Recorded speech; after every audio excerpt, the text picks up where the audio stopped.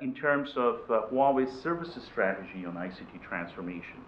How well do you think that resonates with the operators or the telcos? So I think that hearing that from suppliers like Huawei is something that operators absolutely, in addition, need very much appreciate.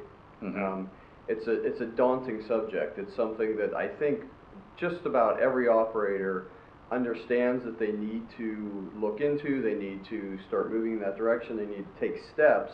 It's been clear throughout the morning sessions here that that's a major point of investment for Huawei over the next, it has been, and it will continue for the next several years. Right. And it absolutely aligns, I think, with the rising tide in market opportunity. As I said, it's been a recognition for several years.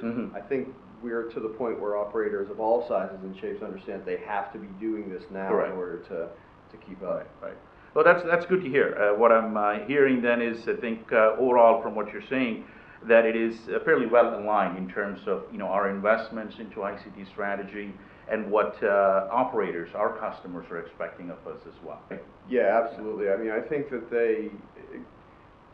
they expect, or they need a lot of help. Sure. And so the idea that Huawei is really approaching this from the partnership perspective, we're going to come in and really help you formulate your strategy, and then not only provide the services, but also just play a role in the ecosystem. Because one of the key messages that I got from one of the presentations this morning was, this is too large of a problem for any single vendor to solve. Absolutely. There has to be ecosystems, there has to be a openness and collaboration, not only with a vendor and the customer, but also the ecosystem of suppliers that are coming in.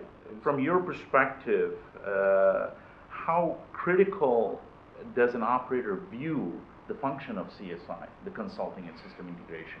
And a follow-up question on that would be, how do you see Huawei is positioned for offering that type of services, given what you heard this morning from our senior executives?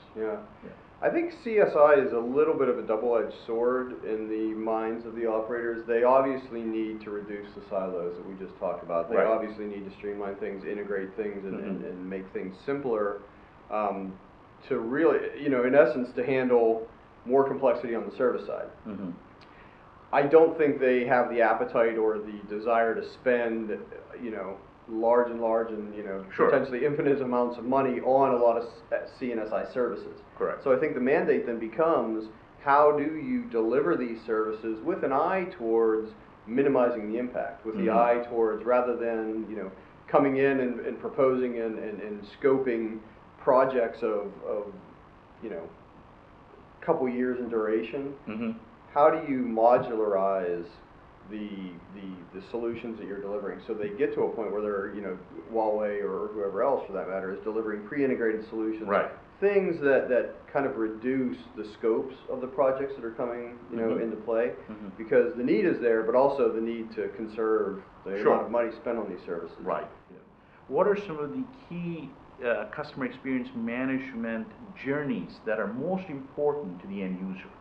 There's a couple things that CEM enables, which really feeds directly into the customer's kind of desire to make their experience, that whenever they have to interact with the operator, to make sure it's streamlined, and to make sure that whatever a resolution happens, and it happens quickly.